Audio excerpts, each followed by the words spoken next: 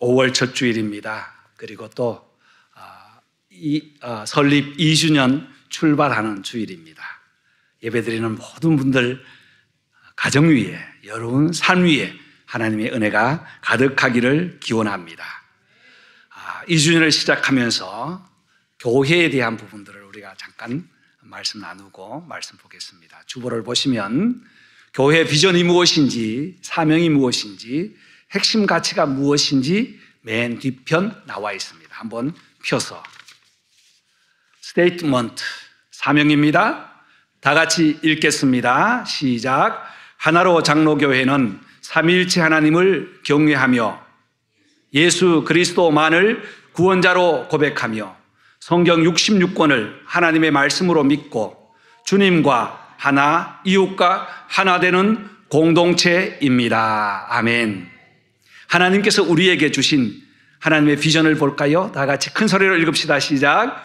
우리는 세상에서 부름받은 하나님의 백성이며 세상으로 보냄받은 그리스도의 사명자들이다. 5가지 핵심 가치가 있어요. 교회의 핵심 가치입니다. 첫 번째 시작.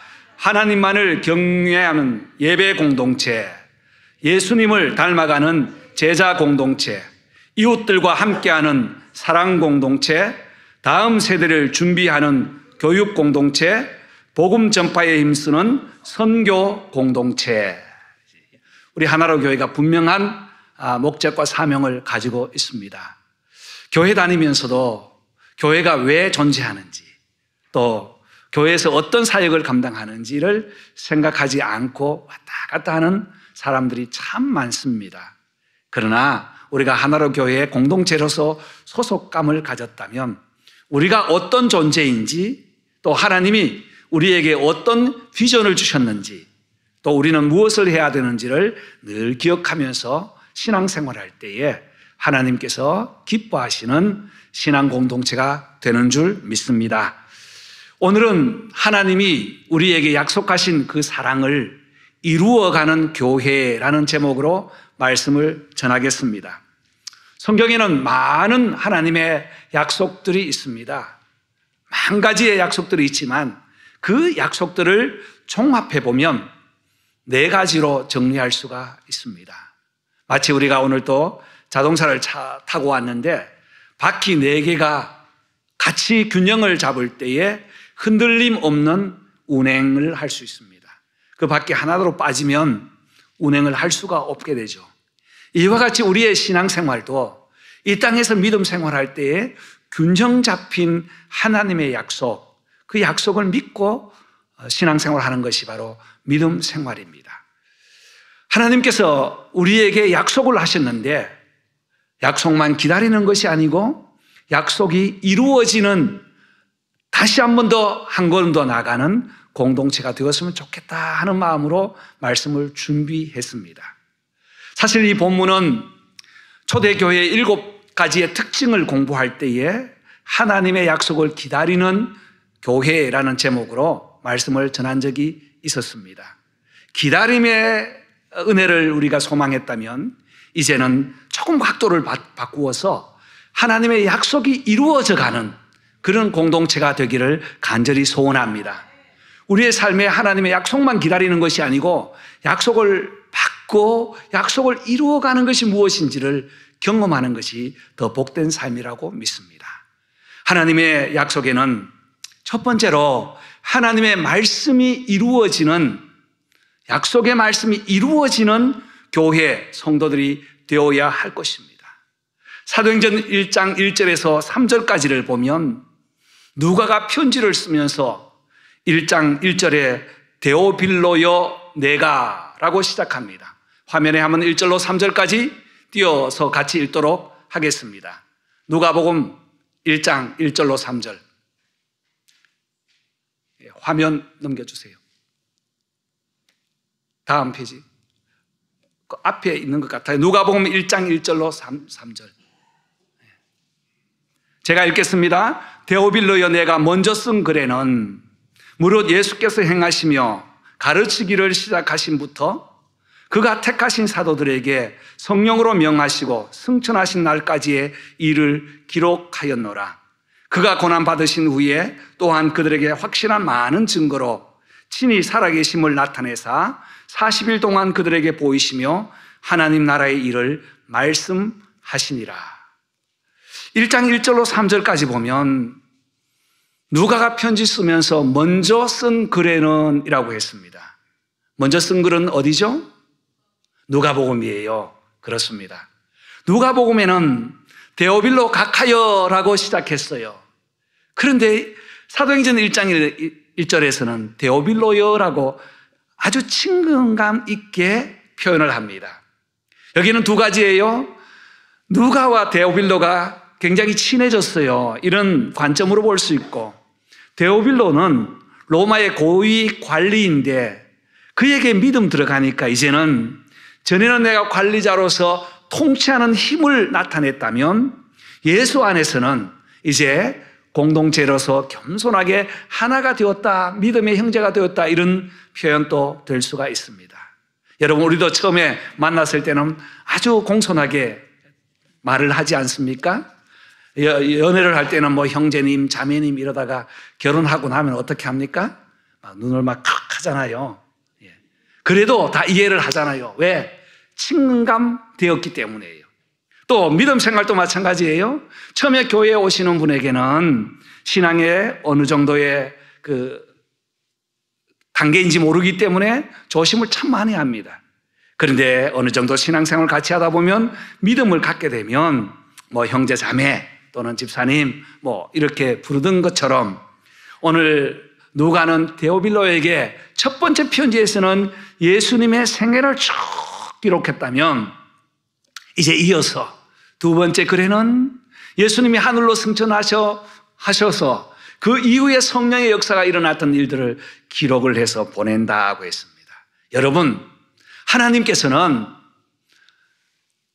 예수님을 통하여 제자들에게는 신약 성경을 기록하게 하시고 구약의 선지자 그리고 제사장들을 통해서는 말씀 하나님의 계획과 뜻을 기록하게 하였습니다. 지금은 우리가 성경이 잘 편집되어서 한 권으로 다 들고 있지만 처음 성경이 기록될 때는 다 두루마리 파피루스에 적어서 하나하나씩 장독에 보관을 했습니다. 하나님의 말씀은 어제나 오늘이나 변함없는 그 말씀이 바로 하나님의 말씀이에요. 이 하나님의 말씀은 온 인류를 구원하기 위하여 오실 예수님에 대해서 소개를 하고 오신 예수님을 소개하면서 이제 사도행전에는 예수님께서 가시고 난 이후에 교회 공동체가 어떻게 진행되는지를 잘 소개하고 있습니다.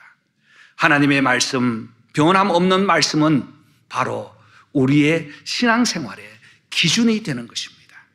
그래서 하나님의 말씀이 우리에게 주어질 때에 그 말씀을 읽고 묵상할 때에 말씀이 살아 우리의 마음을 감동시키고 그 말씀대로 살겠다고 결단할 때에 우리의 삶은 점점 변화되어 갑니다.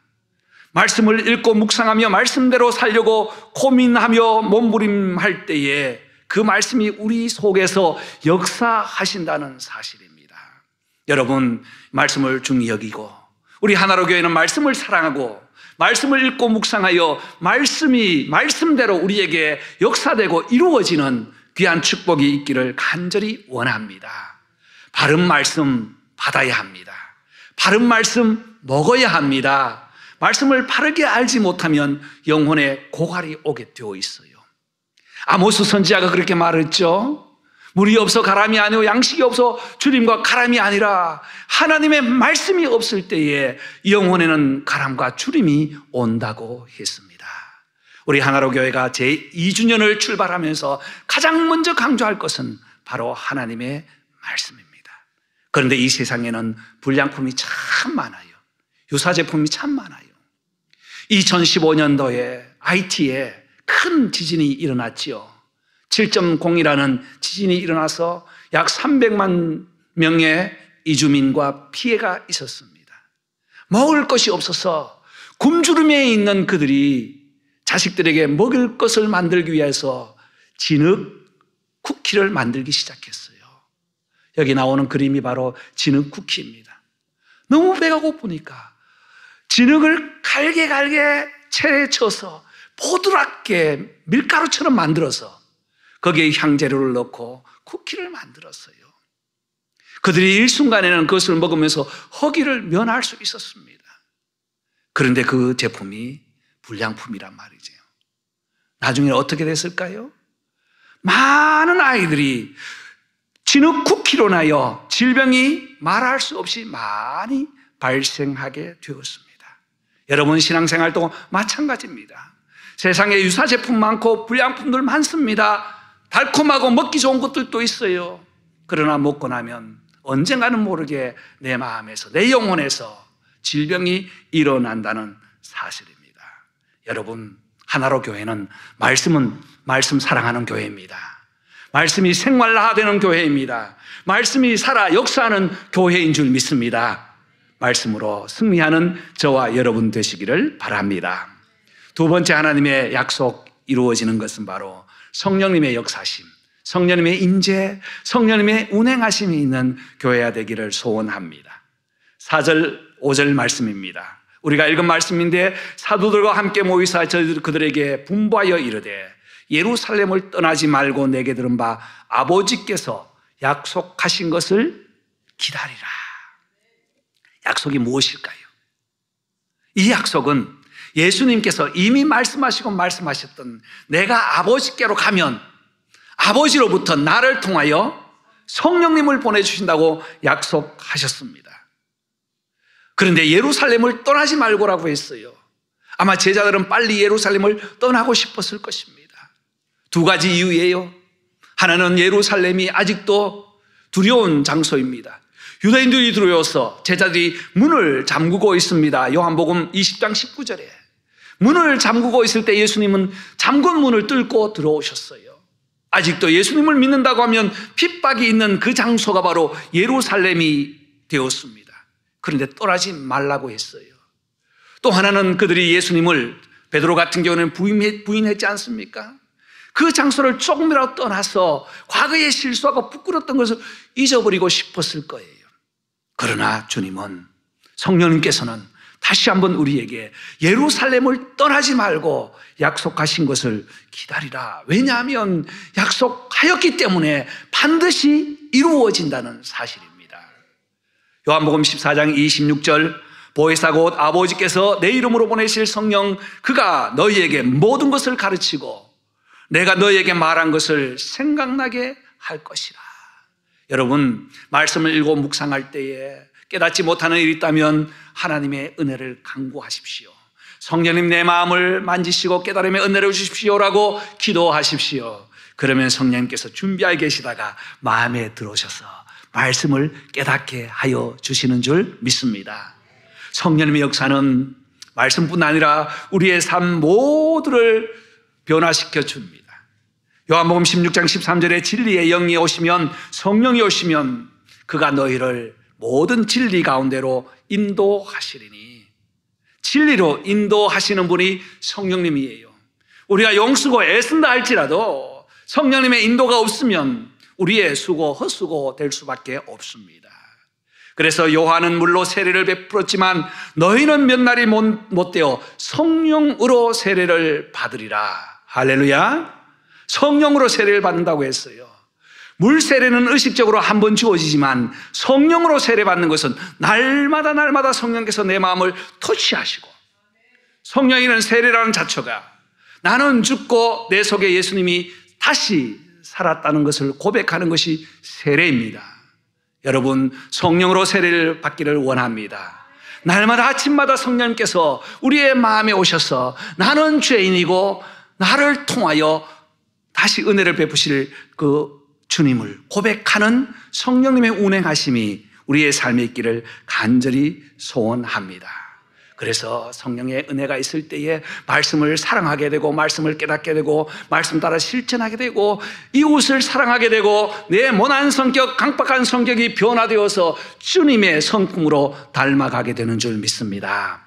원하옵기는 2주년 출발할 때에 우리 교회에, 여러분의 삶에, 가정에 성령 충만하기를 주님의 이름으로 축원합니다.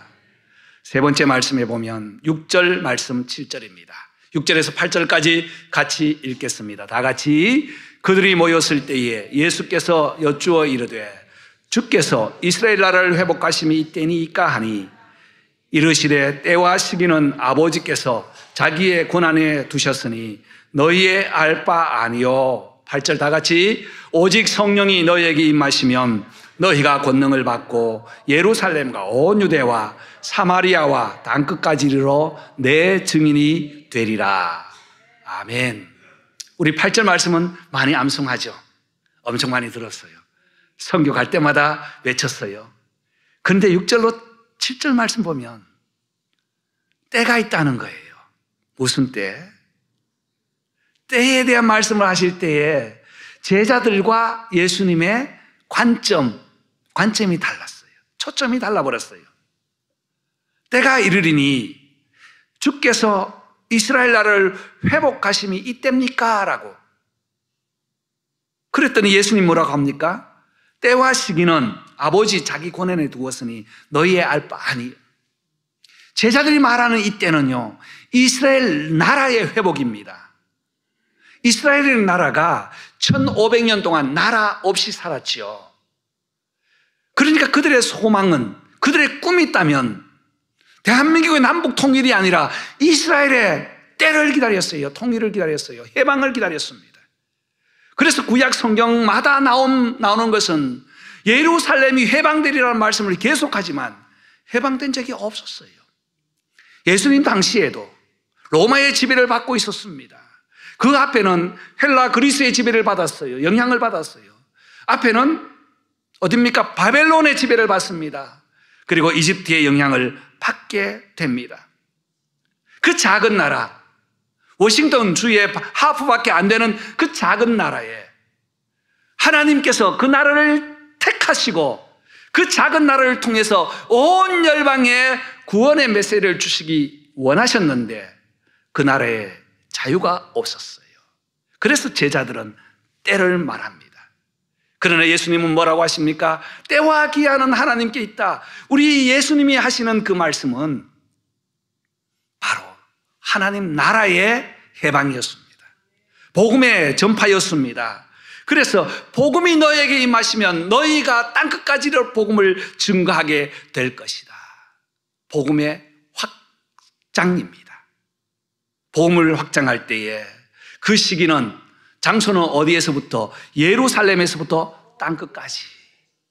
예루살렘이 어딘가 하면 지역적으로는 이스라엘의 예루살렘이지만 예수님이 하시는 말씀은 이 예루살렘은 우리 주변에 하나님을 모르는 사람들, 같은 혈통으로 살고 있지만 조금 더 구체적으로 말씀드리면 믿는다고 하지만 삐뚤어져 있는 사람들, 바른 신앙을 갖지 못한 사람들을 향해서 온 유대는요, 같은 땅에 살면서 믿지 않는 사람들, 사마리아는 유사민족이면서 다른 믿음을 가진 사람들, 땅끝은 복음을 모르는 어디까지나 가까운 데서부터 어디까지나 주변을 다 보아서 시간적 개념으로는 순교할 때까지 복음을 다 증거하는 사명을 우리에게 주셨다는 겁니다. 그래서 이 권능 복음의 증거자는, 증인은요, 순교라는 단어와 같은 말이에요. 복음의 증인된 사람은 보고 들은 것을 말하지 않을 수 없는 거예요.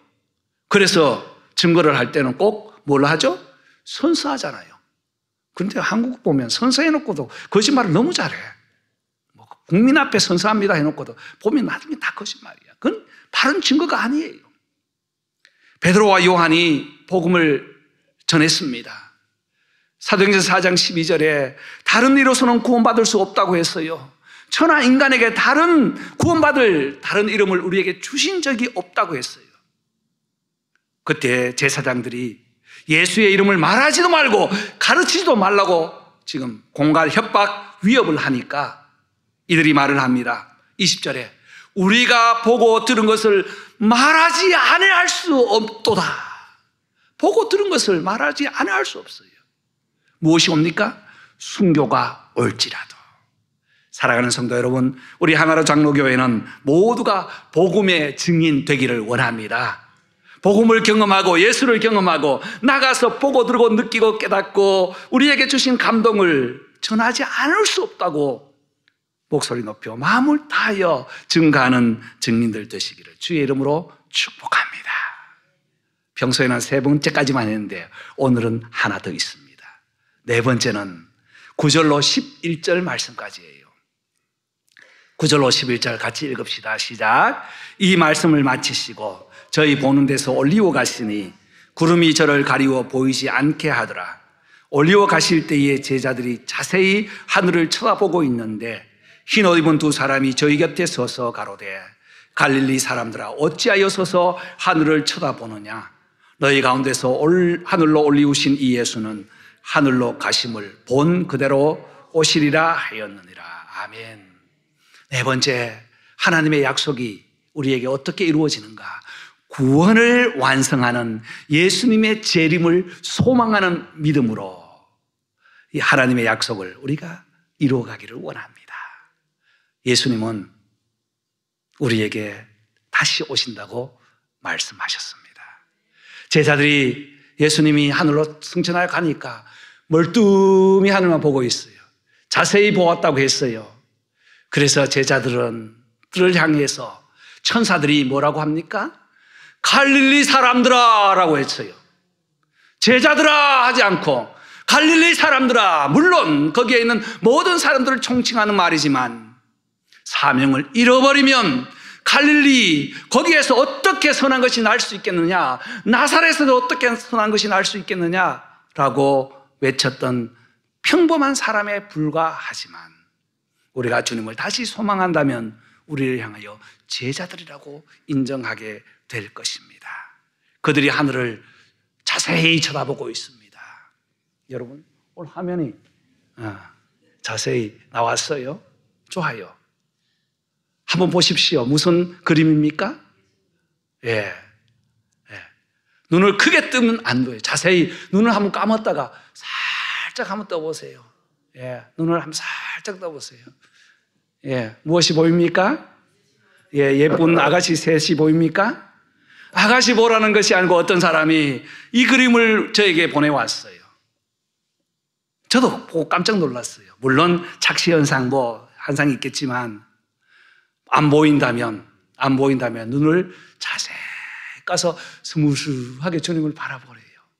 사랑하는 성도 여러분, 주님을 기다리는 소망은 우리의 눈을 고정하여 픽스 온 하여서 주님의 오심을 다시 기다릴 때에 주님께서는 반드시 다시 오시는 줄 믿습니다. 그렇습니다. 3년 동안 주님을 따라서나 십자가에 죽었을 땐 절망했어요. 시리에 빠졌으나 부활했을 때는 희망을 가졌어요. 40일간 함께 계실 때는 행복했습니다. 그러나 하늘로 승천하는 그 예수님을 바라보면서 다시 행복도 잠시 멍하게 보고 있었다는 사실입니다. 여러분, 저와 여러분 다시 오실 주님을 소망합니다. 다시 주님 오실 때는 우리의 모든 구원을 완전히 이루어 주실 것입니다. 그렇습니다. 주님은 반드시 다시 오신다고 약속하셨습니다. 요한복음 20장에서는 내가 간 그대로 다시 오겠다. 요한복음 16장 7절에는 내가 떠나지 아니하면 보혜사가 너에게 오시지 아니할 것이요 내가 가면 그를 너에게로 보내겠다고 약속했습니다. 요한은 반모섬에 있을 때에 예수님의 오심을 소망하면서 요한계시록 1장 7절 다 같이 볼지어다 그가 구름을 타고 오시리라. 아멘. 볼지어다 그가 구름을 타고 다시 올 것이다. 각 사람이 그를 보겠고 찌른 자들도 그를 볼 것이다. 우리 주님 다시 오실 때 우리를 영원한 천국으로 인도하여 주시는 줄 믿습니다. 먼저 간 성도를 만나게 되는 줄 믿습니다. 그래서 우리는 4가지의 주님의 약속을 이루어가는 공동체의 사명을 잘 감당하기를 원합니다. 먼저는 말씀이 이루어지기를 소원합니다. 2번째는 성령님이 운행하는 귀한 공동체 되기를 간절히 원합니다. 3번째는 복음을 증가하는 성도의 삶이 되기를 원하고 4번째는 다시 오실 주님을 소망하는 저와 여러분 되시기를 주님의 이름으로 축원합니다.